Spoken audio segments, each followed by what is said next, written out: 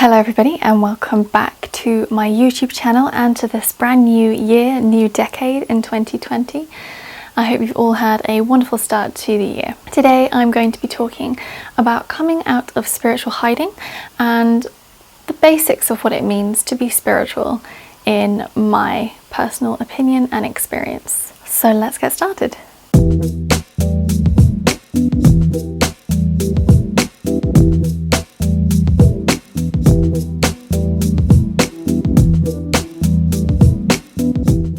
So I wanted to make this a safe space for people who are perhaps new to spirituality or new to expressing that side of themselves and perhaps are a bit nervous or a bit shy or a bit unsure of how to step forth and begin their journey into their spiritual part of their life. And so I wanted to make this video so that you can use it as a tool and hopefully engage with other people. Please do leave comments about how you got into your spirituality, and if you are somebody who's already quite far along their spiritual path and is quite already open and expressing yourself in your spiritual side, then please do connect with people who perhaps are new and encourage, because that sense of community and supporting one another is really important when you're first coming into your spiritual self, your spiritual side, and sharing that openly with people. It is quite common for people who are stepping out of their spiritual hiding to enter into this realm because of some kind of difficulty, trauma,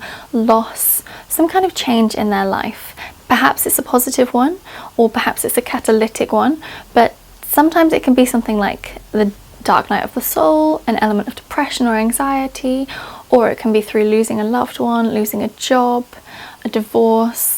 And of course, it could just be that you happen to be lucky enough to be surrounded by people who are quite open-minded, or you meet new people when you go traveling, and that is what helps you to approach and get into your own journey. So firstly, if you are just starting your journey and perhaps you are coming from a difficult time, a difficult experience, a dark night of the soul or something similar, then my first piece of advice would be to seek some kind of help through perhaps a counsellor or a coach or a healer, somebody who is already spiritually open-minded and can bring through more of a holistic way to help you heal and release what you've been experiencing, because it's important to shed whatever may be holding you back from connecting to the deeper essence of who you are in your core. So you've perhaps been through this change in your life. You've awoken to the fact that there is more to life than what you see in front of you. Maybe you knew this already when you were a child and perhaps you forgot it along the way. Or maybe this concept is entirely new to you and you're just realizing that there is more to life than the human, the mundane. So what do you do next? Well, you can do one of several things. You can find a like-minded group of people, perhaps a meditation or a mindfulness circle, and you can go for some kind of counselling or coaching or healing. You can go for a reading. You can always come and see myself for a soul plan reading, which will really help you to understand why you've been through what you've been through and how you can turn that into a strength and what talents you have. It's very often that you find people who do awaken to the more holistic side of the spiritual world do tend to want to kind of train and read and absorb as much information as they can about it. So definitely find a person who can help guide you on that path. But it's really useful if you can find a group of people who are already perhaps open to spirituality, whom you can connect with to allow you to explore your spirituality. And there are also many fantastic books out there that you can read and research and hopefully enjoy learning more about what it is to be holistically minded when it comes to spirituality. So this brings up the question of, what do I mean when I talk about spirituality? Well, everybody has their own interpretation or definition of what it means to be spiritual, so I can only speak from my perspective, and you might find that there's a different truth for you, and if you do, that's fantastic, and if you resonate with what I say, that's also fantastic.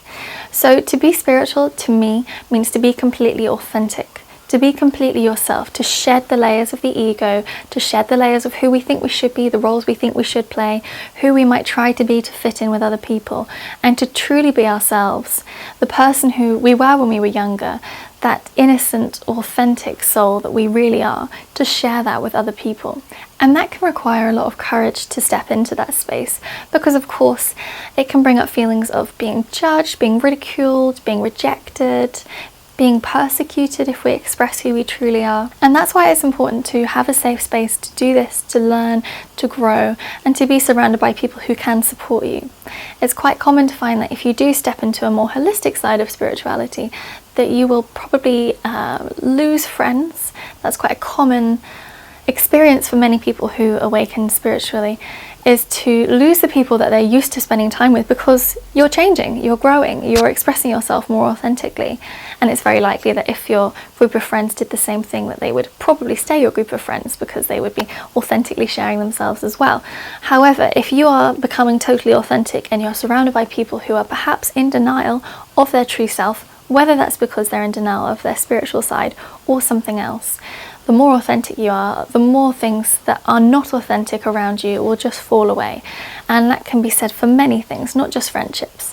So you may find that you suddenly feel a bit alone and a bit isolated, and that's when it's really important to connect with other people and to find like-minded groups of people, and find people in your area who you can physically meet up with and go for coffee and chat about the universe and the world around you with, and also people online, creating that space where you feel accepted and respected for who you truly are on all levels of your life, day to day. So of course there are different types of spirituality, and you may awaken and find that you are really drawn to the religious route. And if that's authentic and true for you, then it's important that you follow that and trust that and have faith that that's where you're meant to be going.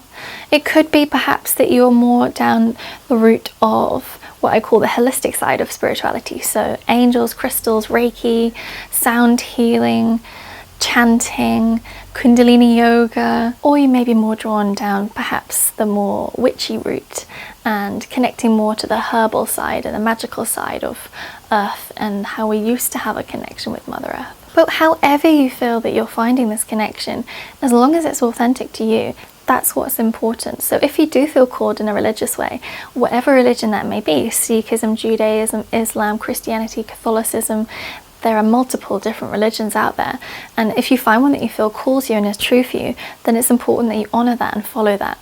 Again, if you feel called to more of a witch path, so you feel like herbalism is important to you, maybe Bach flower, something like that, where you can follow that and trust that. Tarot, for example, is a fantastic way to access your spiritual side, because there's so many signs and symbols that come through from tarot. And again, you could be really connected to angel numbers, to angels, to crystals. There will be different areas where you feel called to, and again, just trust that, follow that, and go with it.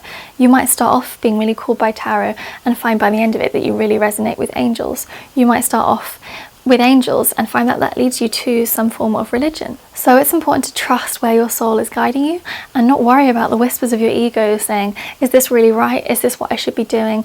Will people judge me? Because actually following your soul's guidance is going to lead you to a much happier and more fulfilled life. So I wanted to share how I stepped out of my spiritual hiding, and sometimes this is referred to as the spiritual closet, but I just feel spiritual hiding is more of an appropriate term. So of course, use whatever terminology resonates most for you. We all have opportunities in our life to wake up to the spiritual side, the more meaningful side of life, but sometimes we ignore them and we don't hear them. And so the universe perhaps will take a more drastic route to get our attention. And sometimes that can be through loss or a change or some kind of dark night of the soul or depression or something along those lines. And for me personally, when I was age 22, I moved back home and I went through a bout of depression. I think I'd had it for a while before that, but it hit me harder when I moved back home and I was away from the negative space I'd been in. I suddenly could kind of let my shoulders drop, and that meant that everything flooded in. And I was in a space where I felt very lost. I didn't know who I was. I was questioning everything in front of me because I just realised how much I didn't fit in and how much I'd been trying to fit in with other people. And I was just feeling really overwhelmed by my emotions, my experiences, and by life in general. My mum happened to be going to a mind, body and spirit fair in the village where we lived, and she invited me to go with her. And I was a little bit skeptical and a bit dubious. I didn't know what to expect, but I went along and I met an angel card reader and a kinesiologist. And both of them had very similar messages for me. Mostly around stop eating so much chocolate, which, if you know me, is quite hard for me to do. But obviously the universe knows me quite well.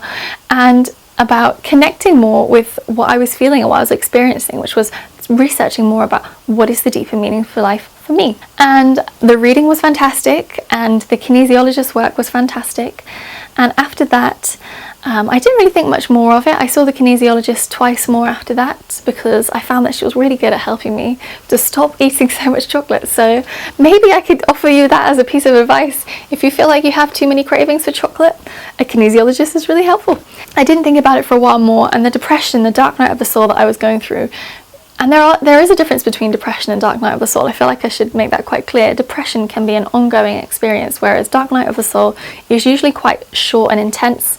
And I think I had an experience of depression, and then it just became a dark night of the soul when it became incredibly intense, and it really led to a rapid form of transformation for me. Your experience might be totally different, and again, that's important that you honour that side, but that's what I experienced. So then my mum went to the next Mind, Body and Spirit fair the following year and saw somebody who'd given us a reading about 3 or 4 years prior to that, and happened to mention that I wasn't doing so great.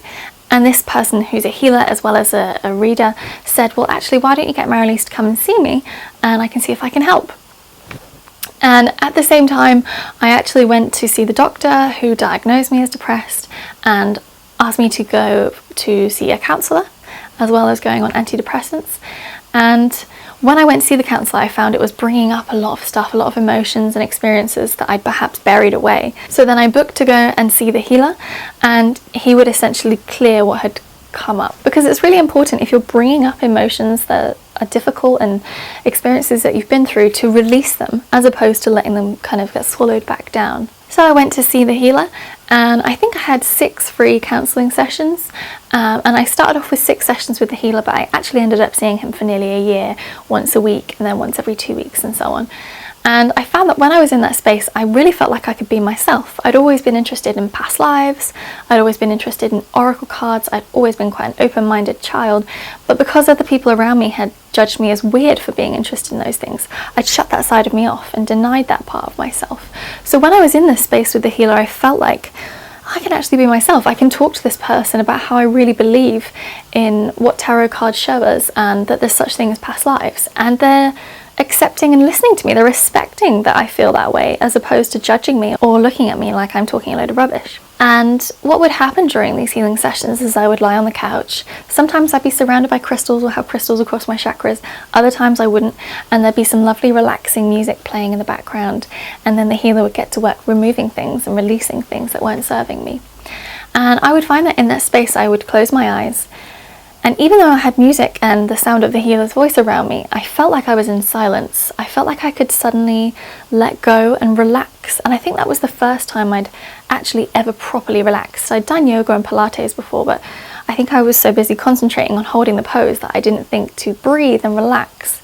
And so this space was entirely new to me. But in that space, I suddenly had what you could call downloads. I received a lot of visions and information about spirituality and what it means to be spiritual, and how we are reincarnated, and all these kinds of different things that came to me.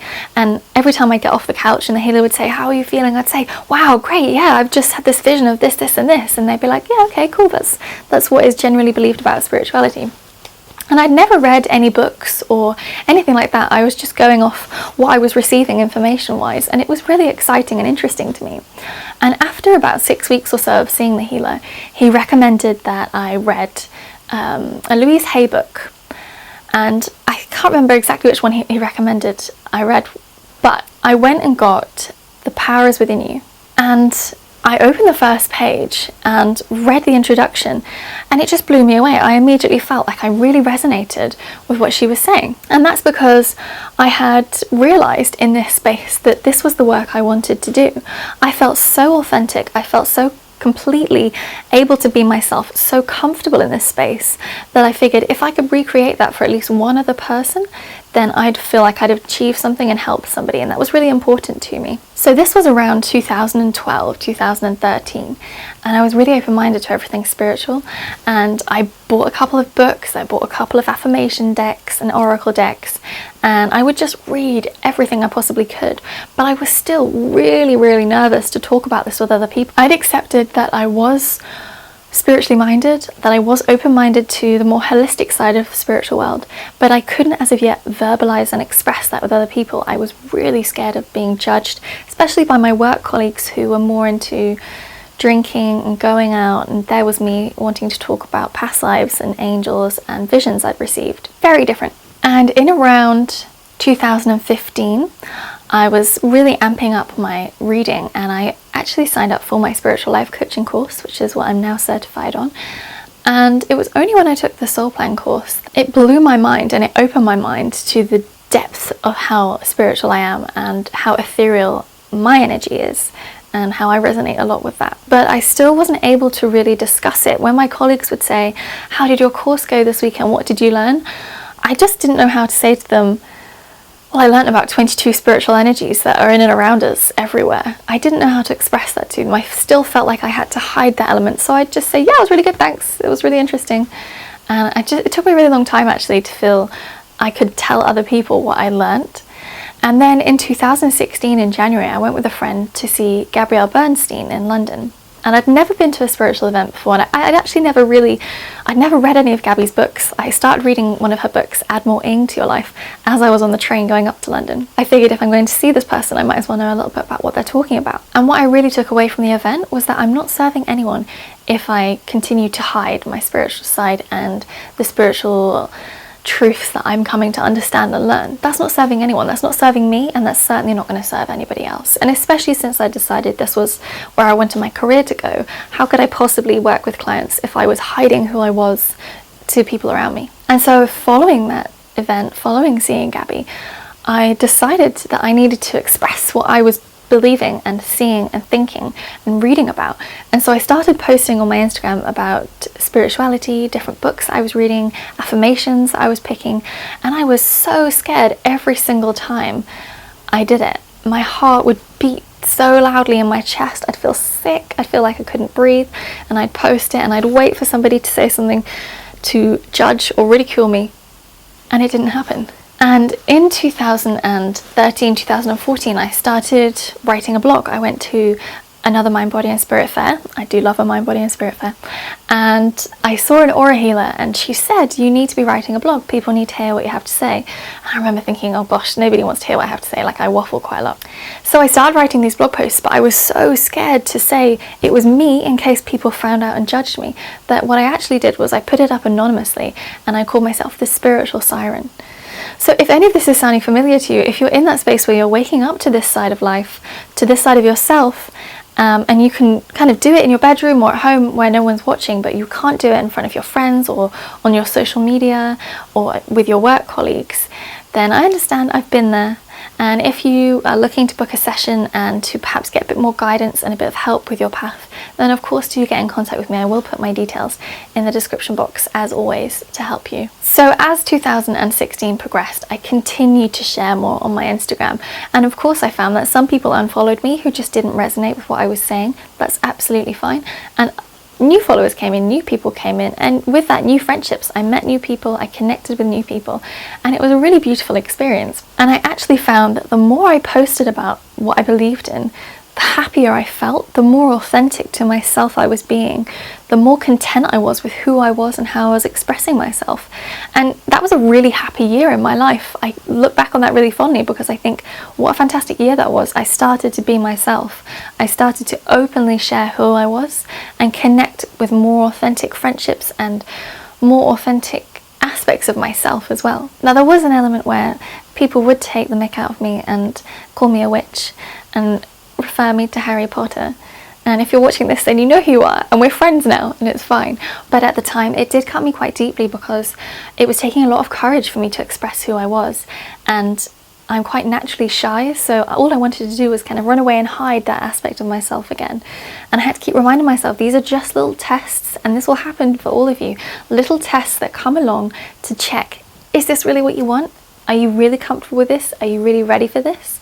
And that's for everything. That's not just for stepping out of spiritual hiding. That's also for, oh, so you want this to be your career? Is that really what you want it to be? Are you willing to overcome this, and this as a difficulty or a challenge in order to reach that goal?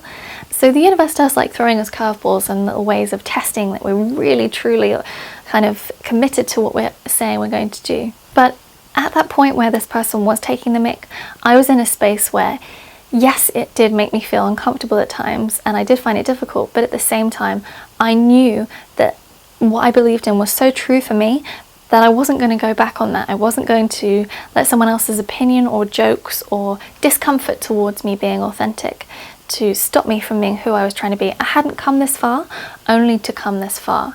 I'd come this far to keep going. So if you do find that you're starting your spiritual journey and perhaps people around you are taking the mick or ridiculing you or making you feel uncomfortable, or that it's not okay to be who you actually truly are, then I just want to say to you, keep going. Trust and have faith. This is happening to you for a reason. This spirituality is coming out of you, this spiritual side, this spiritual nature, however it's showing up for you, is important for you to follow.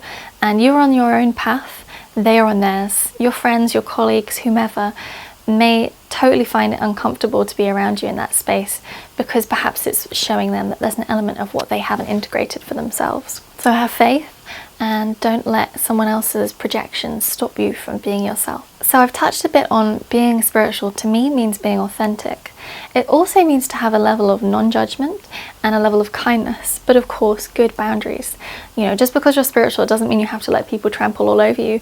There is a balance. There is a balanced way to assert yourself and your boundaries. And if somebody is upsetting you, or if you feel there's an injustice that you need to speak up for, then by all means trust that and listen to that.